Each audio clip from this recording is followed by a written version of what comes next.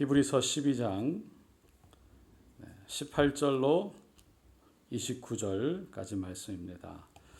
너희는 만질 수 있고 불이 붙는 산과 침침함과 흑암과 폭풍과 나팔 소리와 말하는 소리가 있는 곳에 이른 것이 아니라 그 소리를 듣는 자들은 더 말씀하지 아니하시기를 구하였으니 이는 짐승이라도 그 산에 들어가면 돌로 침을 당하리라 하신 명령을 그들이 견디지 못함이라. 그 보이는 바가 이렇듯 무섭기로 모세도 이르되 내가 심히 두렵고 떨린다 하였느니라. 그러나 너희가 이룬 곳은 시온산과 살아계신 하나님의 도성인 하늘의 예루살렘과 천만 천사와 하늘에 기록된 장자들의 모임과 교회와 만민의 심판자이신 하나님과 및 온전하게 된 의인의 영들과 새 언약의 중보자이신 예수와 및 아벨의 피보다 더 나은 것을 말하는 뿌린 피니라. 너희는 삼가 말씀하신 일을 거역하지 말라. 땅에서 경고하신 일을 거역한 그들이 피하지 못하거든 하물며 하늘로부터 경고하신 일을 배반하는 우리일까 보냐. 그때에는 그 소리가 땅을 진동하였거니와 이제는 약속하여 이르시되 내가 또 한 번 땅만 아니라 하늘도 진동하리라 하셨느니라. 이 또 한 번이라 하심은 진동하지 아니하는 것을 용전하게 하기 위하여 진동할 것들 곧 만드신 것들이 변동될 것을 나타내심이라. 그러므로 우리가 흔들리지 않는 나라를 받았은즉 은혜를 받자. 이로 말미암아 경건함과 두려움으로 하나님을 기쁘시게 섬길지니 우리 하나님은 소멸하는 부르심이라. 오늘 저는 히브리서 12장 18절로 29절 말씀을 통해서 흔들리지 않는 나라라는 제목으로 함께 은혜를 나누고자 합니다. 이 세상을 가만히 보면 흔들리지 않는 것이 없습니다. 우리가 살고 있는 이 땅도요, 가만히 보면 땅이 흔들리고 있다고 합니다. 땅이 흔들리면요, 사람들이 만들어 온 모든 것들이 다 한순간에 무너지죠. 사람이 세운 것, 다리, 건물, 말할 것도 없습니다. 지구는 여러 개의 지각판이 퍼즐처럼 만들어져 있대요. 그러다가 이것들이 조금씩 움직이는데 서로 그 지각판들이 부딪힐 때 지진이 일어나기도 하고 화산 폭발이 일어나기도 한다고 그럽니다. 언젠가 IT라는 나라에서 이 지진 7.0 강도의 엄청난 지진이 왔죠. 그때 수도였던 이 프로트 프랭스라는 그 도시에는요, 건물의 75%가 주저앉았답니다. 뉴질랜드 크라이스트처치에도 엄청난 지진이 왔습니다. 그때에도 시내 시가지에 많은 건물들이 주저앉았죠. 이 세상은 땅만 흔들리는 것이 아닙니다. 사람도 흔들립니다. 그렇게 믿었던 사람이 어느 순간 한순간에 돌아섭니다. 경제도 흔들리죠. 그렇게 부자였던 건물이, 나라가 또는 사람이 또는 회사가 어느 한순간에 흔들려 버립니다. 세계 자동차라고 불렸던 회사라고 불렸던 포드도 흔들렸죠. 그리고 일본 항공사 같이 그 큰 회사도 결국 다른 회사에 팔리고 말았습니다. 이 세상에는요, 사실 가만히 보면 영원한 것이 없습니다. 흔들리지 않는 것이 없습니다. 이 세상의 모든 것이 그렇게 흔들리는 이유는 결국 영원하지 않기 때문이죠. 영원하지 않는 것은 반드시 언젠가는 흔들리게 되어 있습니다. 근데 중요한 것은 자연스럽게 그렇게 흔들려서 변화되는 것도 있지만 하나님이 일부러 흔드시는 것도 있다는 거예요. 죄악이 가득하면 하나님이 그 죄로 인해서 심판하시고요, 흔드십니다. 이 죄악이라는 것은 다른 것이 아닙니다. 영원하신 하나님을 버리고 이 땅에 영원하지 않은 것을 붙들고 살아가는 것입니다. 창세기에 보면 아브라함의 조카 롯이 이 소돔과 고모라에 살았습니다. 그 땅에는요, 엄청난 죄악, 그 죄악이 말로 할 수 없었습니다. 그래서 하나님이 그 도시를 흔드셨어요. 아모리 족속이 죄악으로 가득 찰 때 애굽 땅에 살아가고 있던 이스라엘 백성들을 출애굽하게 하시고, 그리고 그 약속의 땅 가나안 땅으로 들어가서 그 아모리 족속을 다 몰아내게 하셨습니다. 사람들은요, 이 세상의 것들이 흔들리지 않을 것이라고 생각해요. 그래서 그 흔들리지 않을 것이라고 생각하는 세상의 것을 붙들고 살아갑니다. 그런데 하나님이 한번 흔드시면 그 어느 것도 남아있지 않는 겁니다. 그래서 우리가 믿는 사람들은 이 땅에 흔들리는 것을 붙잡고 살아가야 되는 사람이 아니라 저 하늘에 흔들리지 않은 것을 붙잡고 살아가야 되는 사람들인 줄로 믿습니다. 오늘 본문 말씀은 두 가지 산을 서로 대비해서 나타내고 있는 말씀이에요. 시내 산과 또 시온 산입니다.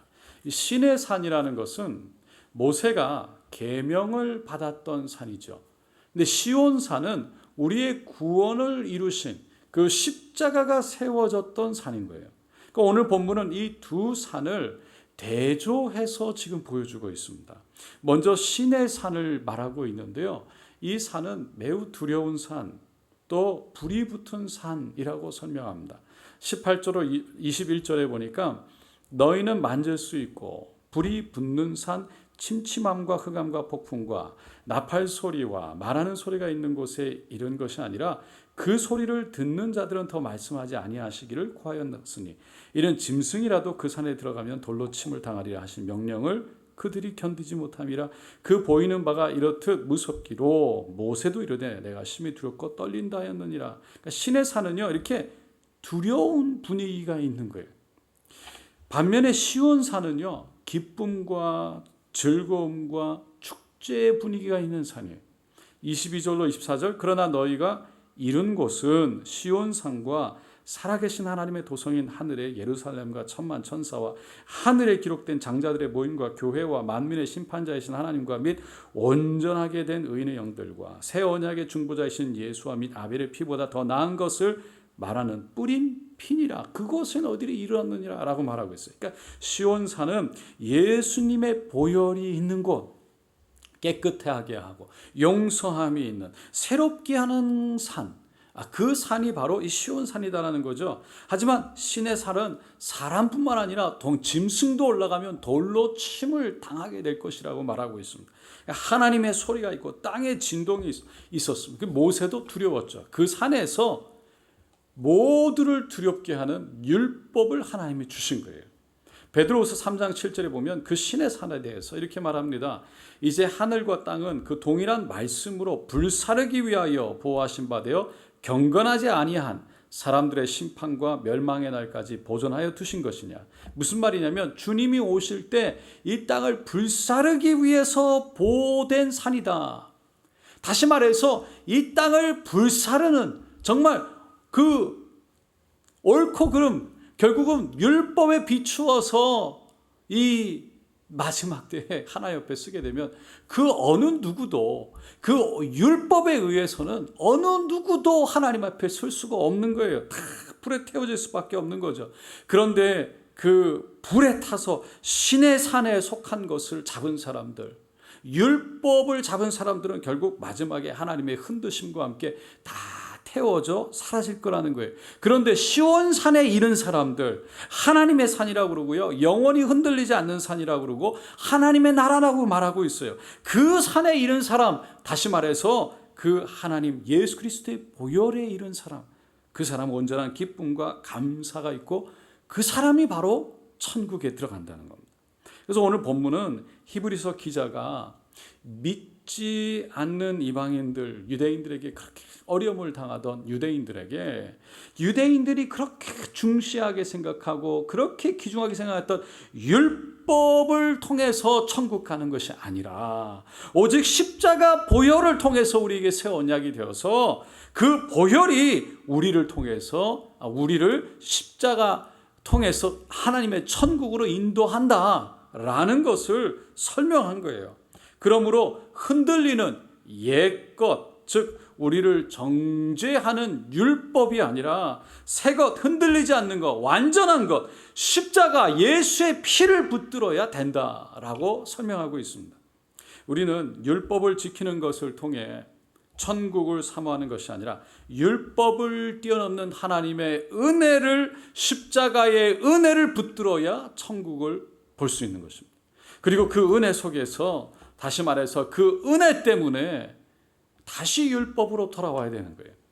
그러니까 그 은혜가 감사해서, 그 은혜가 놀라워서 우리가 율법을 지켜나간다는 거죠.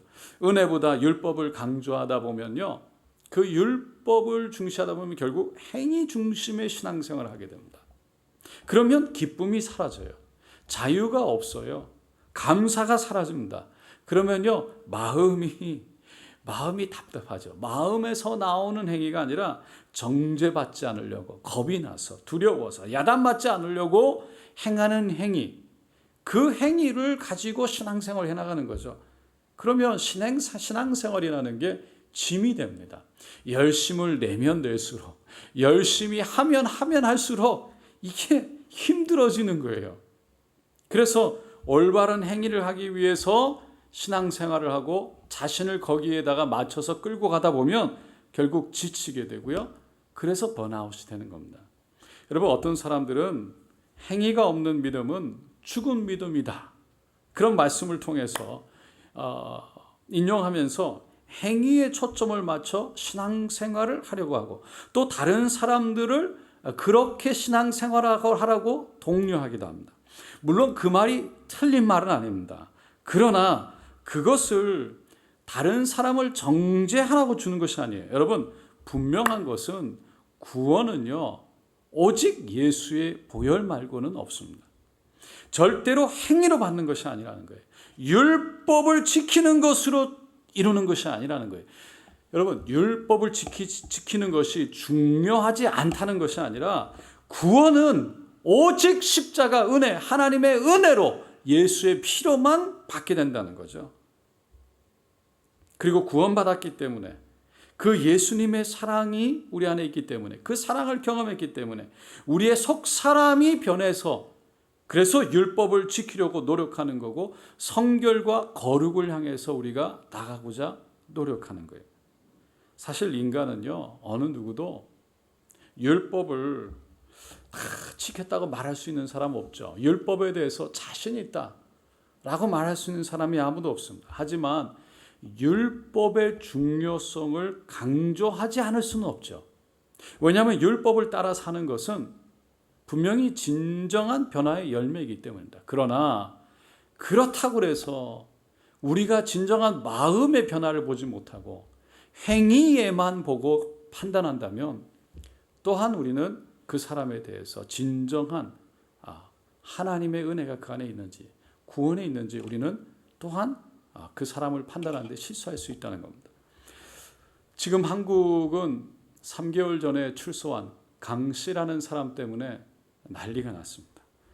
너무 안타까운 것은 그분이 감옥에 있을 때 신앙적으로 참 열심을 보였답니다. 그래서 그 목사님이 그걸 보고 탄원서까지 받아가지고 제출을 하면서 2개월이나 앞당겨서 출소를 했어요. 출소를 하면서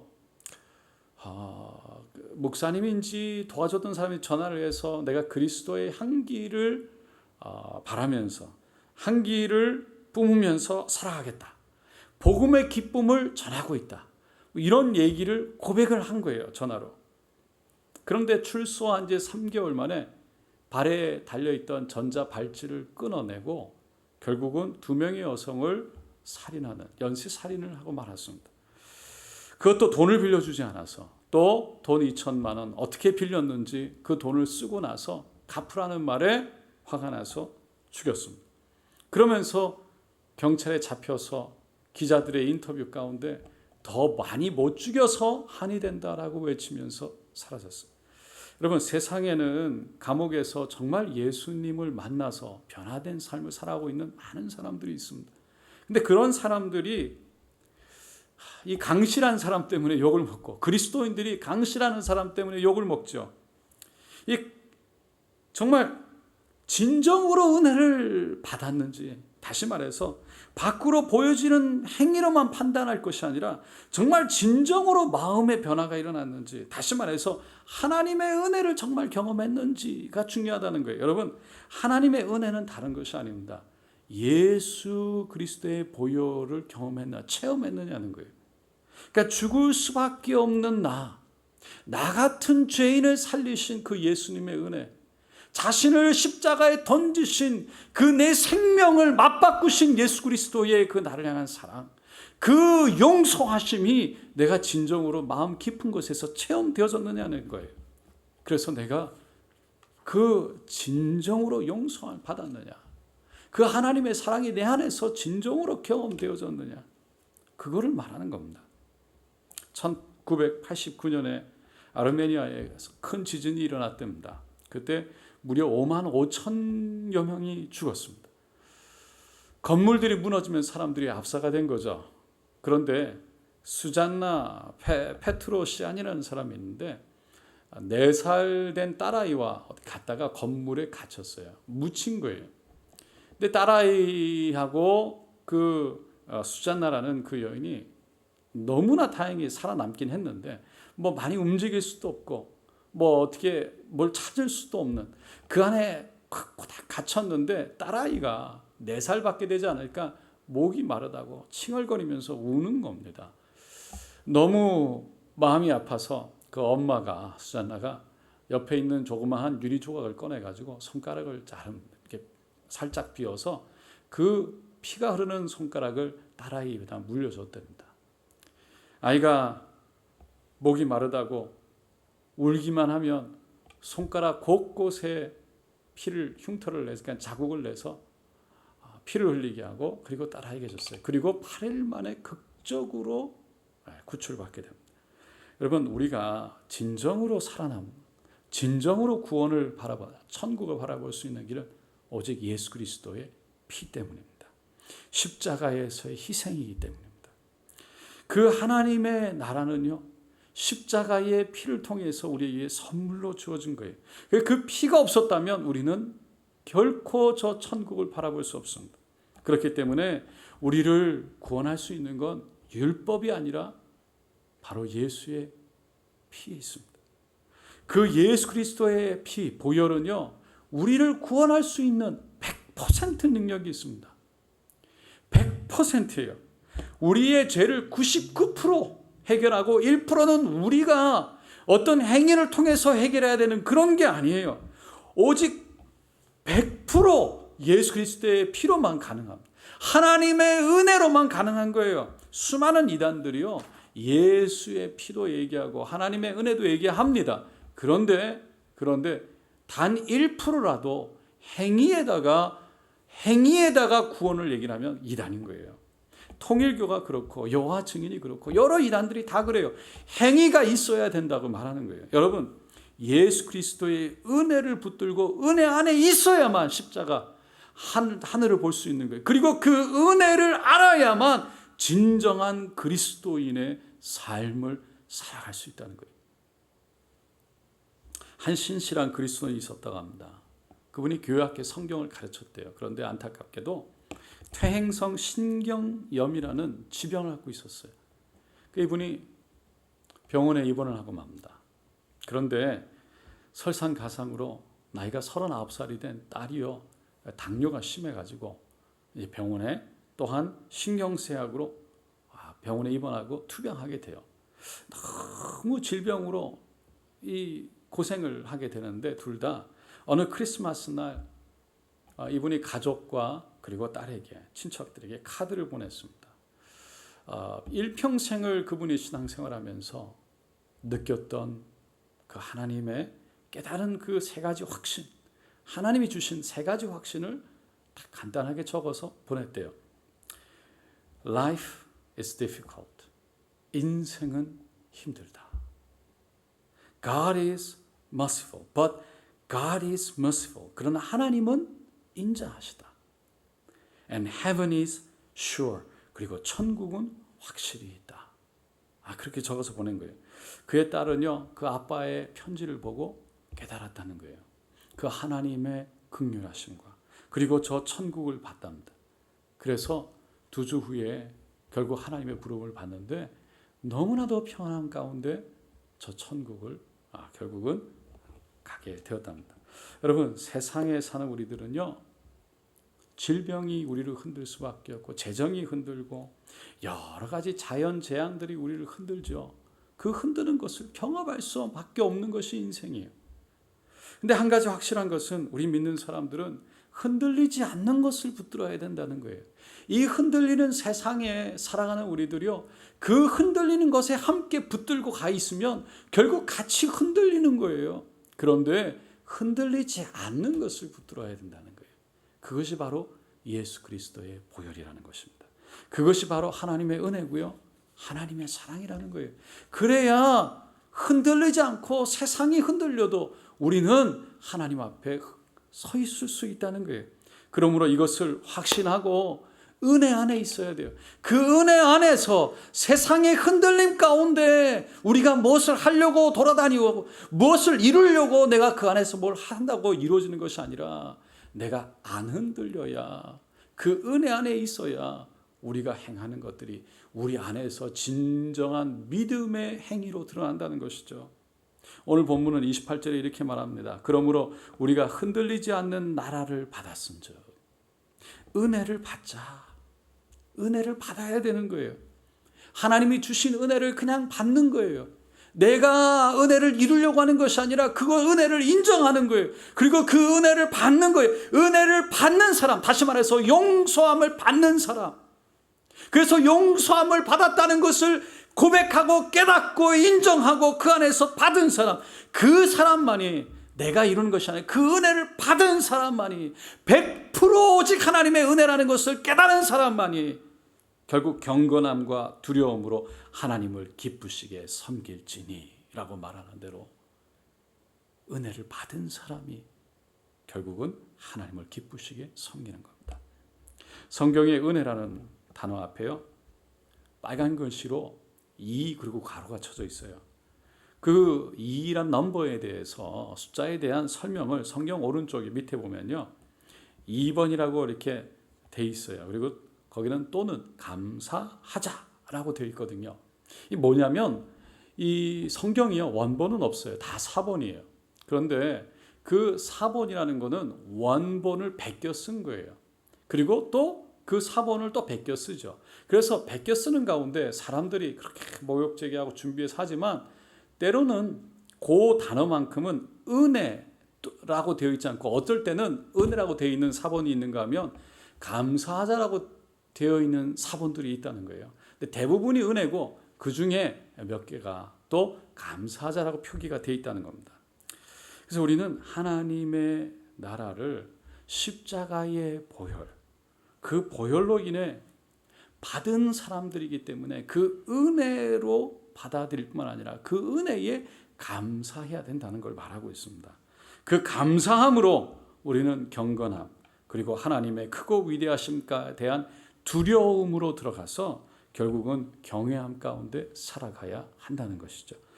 오직 은혜로, 오직 은혜로, 오직 은혜로 저 하늘을 바라보고 성령의 충만함 가운데 성숙과 경건함과 거룩함으로 나아가는 저 여러분 되시기를 예수님의 이름으로 축원드립니다.